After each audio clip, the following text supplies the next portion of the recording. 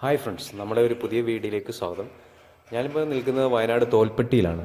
തോൽപ്പെട്ടി എന്ന് പറയുന്നത് കർണാടക ജില്ലയുടെ ഒരു കേരളത്തിൻ്റെയും കർണാടകത്തിൻ്റെയും ഒരു ബോർഡറായിട്ട് വരും. കുടകിനടുത്താണ്, കുടകിന് തൊട്ടടുത്തായിട്ടുള്ളൊരു സ്ഥലമാണ് തോൽപ്പെട്ടി. അപ്പോൾ ഇവിടെ ഒരു 25 ഏക്കറിൽ ഇഞ്ചി കൃഷി ചെയ്യുന്ന ഒരു സ്ഥലമുണ്ട്. അപ്പോൾ അത് ഇപ്പോൾ വിളവെടുത്ത് തുടങ്ങിയിട്ടുണ്ട്, വിളവെടുപ്പ്.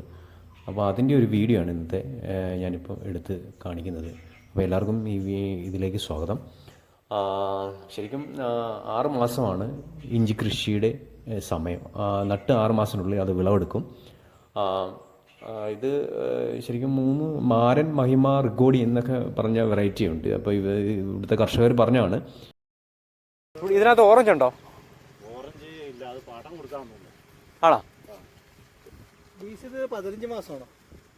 അല്ല, നമുക്ക് ഫോട്ടോ എടുക്കാൻ പറ്റുന്ന ഓറഞ്ച് നിപ്പുണ്ടോ? ഇല്ലല്ലേ, പോയില്ലേ.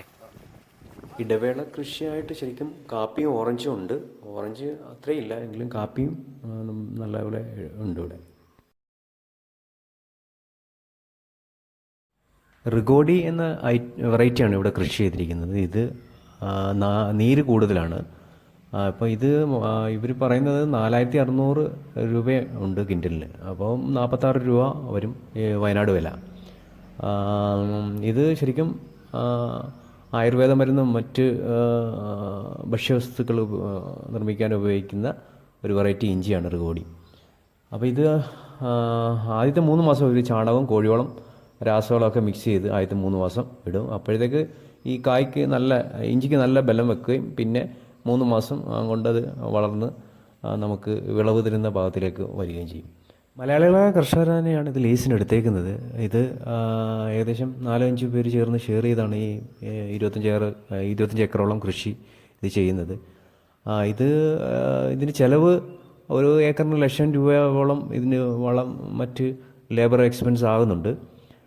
ഇതിൻ്റെ വിളവെടുത്ത് കഴിയുമ്പോൾ ഇത് ശരിക്കും കേരളത്തിലെ പച്ചക്കറി മാർക്കറ്റിലേക്കും അതിനോടൊപ്പം വിദേശ രാജ്യങ്ങളിലേക്കും ഇത് കയറ്റുമതി ചെയ്യുന്നുണ്ട്.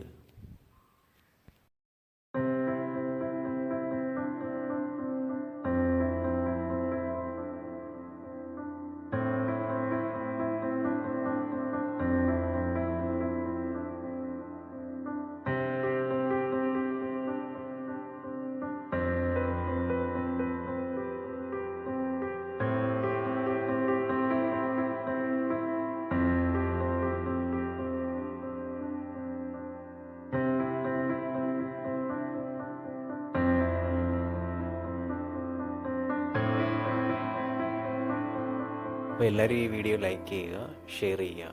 Thank you.